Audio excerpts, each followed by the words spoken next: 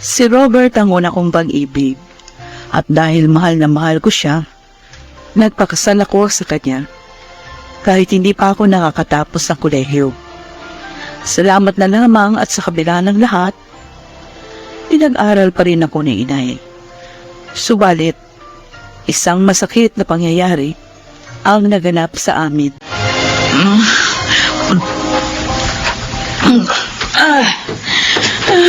Alona, anak. Ay, Tama na yan. Ang dami mo nang nainom. hayaan niyo lang ako. Gusto kong malimutan ang ginawa sa akin ng walang iya ko. Asawa.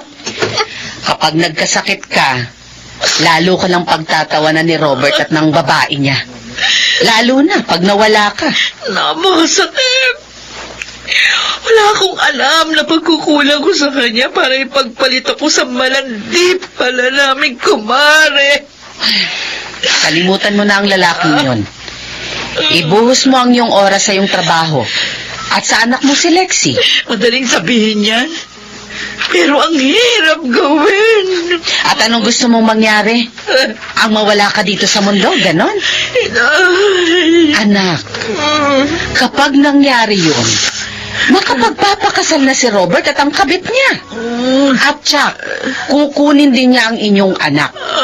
At baka pag malupitan pa ng kabit niya ang anak mo. Hindi ako makapapahig na mangyayari yun kay Lexie. Hindi. Kaya nga, maging matatag ka. At huwag kang patalo sa kabiguan mo.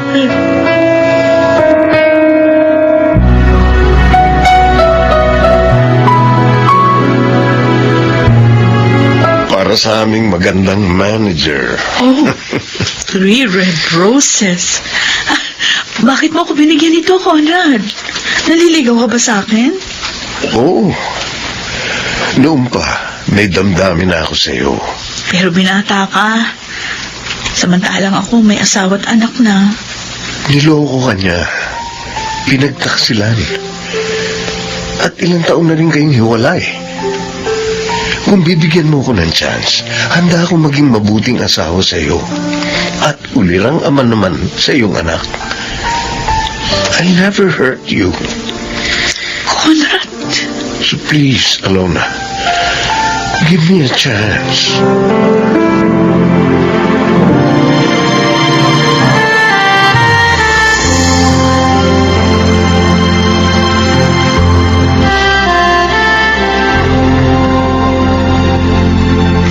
Oh, eto pa ang kanin at ulam, Fredo. Salamat po, Nay. Masarap itong luto nyo, ha? Hindi ako nagluto niyan. Ang bunso mong kapatid, si Alona. Galing ako doon kanina sa kanila.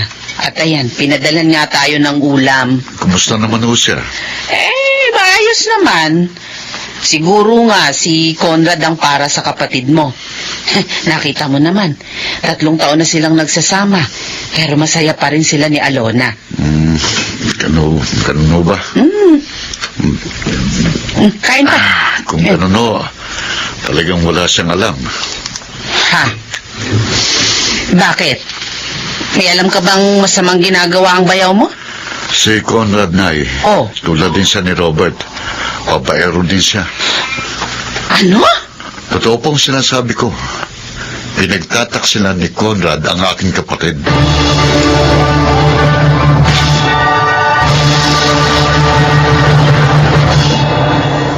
Walang niya ka, Conrad! Walang niya ka! Walang niya ka talaga! Walang niya ka! Alona, ano ka ba? Ba't ba bigla ka na lang nananakit? Sabi mo sa akin, bigyan lang kita ng pagkakataon, hindi mo sasaktan ng damdamin ko. Hindi mo ako pagsataksilan. Talaga namang hindi ah. Sinungaling ka! Ano ba? Alona! Alam ko lang lahat! Dahil ang babae mo, kaopisina na Kuya Fredo ko! Ano? Teka, let me Bakit mo explain. nagawa sa akin ito? Ano ba magkukulang ko sa'yo, ha? Sabihin mo!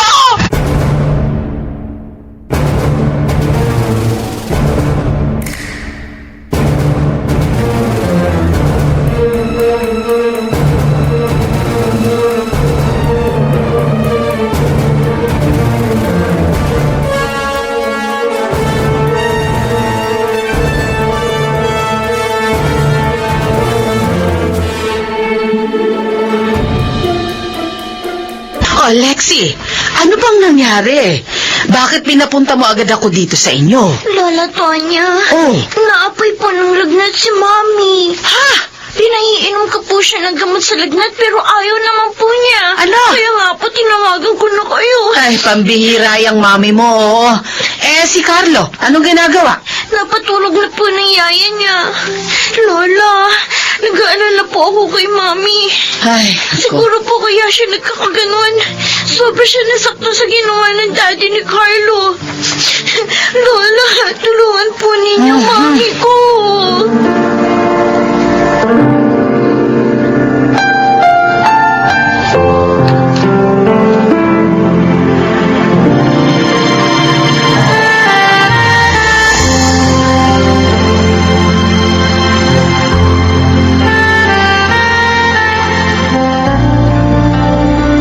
Alona, kumusta na pakiramdam mo?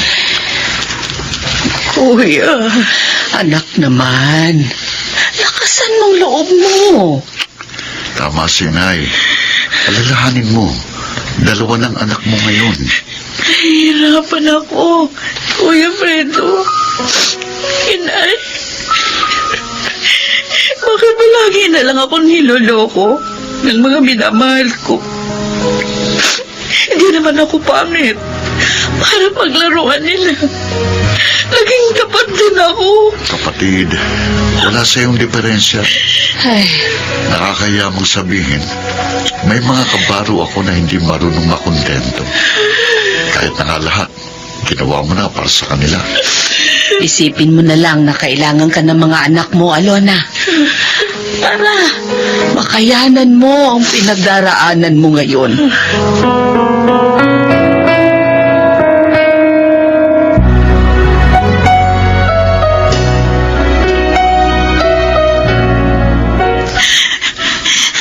Ang kutsilyong ito. Ito, tatapos sa mga paghihirap ko. Paalam, mga anak ko. Patawarin niyo ko. Mahina ako. Kaya tatapusin ko na ang kahinaan at paghihirap ko. Akin ang kutsilyo niya! Lexi! Hindi anong kutsilyo! Hindi po! Hindi ko ito bibitiwan! Akin na sa amin yan! Lexi! Nasugatan ka! Dumudugo ang mga kamay mo, anak! I'm sorry. I'm sorry, hindi ko nasadyang masugatan ka. Hindi po, May. Masakatan ako. Basta wag lang po kayo mawala sa amin ni Carlo. Kung mawawala po kayo, isama niyo na rin kami. Anak ko. Hindi po namin kayang mabuhay nang wala kayo, Mami.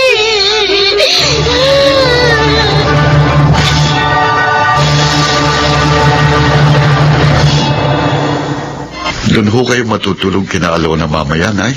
Oo, anak. Walang kasama ang mga pamangkin mo. Ayaw kasi ng kapatid mo na yung katulong lang ang kasama ng mga apo ko. Bakit ho? Nasaan ho ba si Alona? Papunta siya ng Baguio. 2 days daw siya doon. May conference. Hindi nga lang maaaring isama yung mga bata. Kaya ayun, kinausap niya ako. Mabuti na lang ho. At nagbalik din ang siglay niya sa buhay. Oo nga, anak. Pinagpapasalamat ko yun sa Diyos. Naniniwala ako ngayon na mas bibigyan na niya ng magandang kinabukasan ang kanyang mga anak.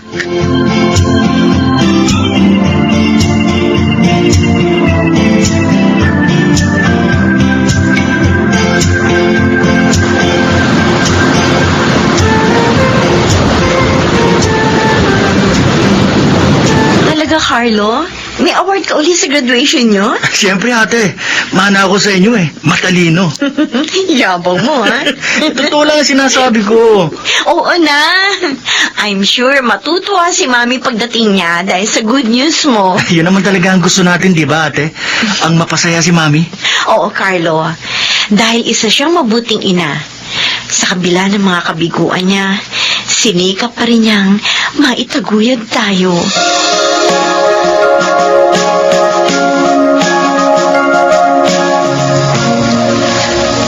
Gusto mong doon muna ako sa bahay niyo, Alona? Opo sana, inay. Bakit? Yung mga apo nyo, sinasama ako magbakasyon sa Japan. Oh, ay talaga. Opo. Nagulat nga ako nung sabihin nila yun sa akin kagabi. Ilang araw kayo doon? 1 linggo. Oh, sige. Ay, napakapalad mo talaga sa mga apo ko. Mula nang magkaisip sila, hindi ka nila binigyan ng problema. Totoo po yun. Pawang karangalan at kaligayahan ang ibinigay nila sa akin. Lalo na si Lexi. Iniligtas niya ang buhay ko nung nagtangka ako magpakamatay noon. Alam niyo, Nay, Oh, kontentong-kontento na ako sa buhay ko ngayon. Wala man akong asawa. Meron naman akong mapagmahal na mga anak.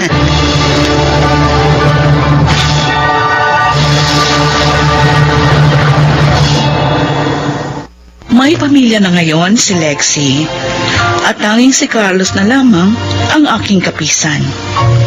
Ganon pa man, hindi sila nagbabago sa pagmamahal at paglingap sa akin. Gusto ko lang sanang tawagan ng pansin ang mga magulang na nakikinig. Kahit mabigo kayo sa pag-ibig, huwag niyong pababayaan ang inyong mga anak. Dahil sa inyong kabiguan, sila ang inyong kaaliwan. Ako po si Alona at ito ang aking buhay.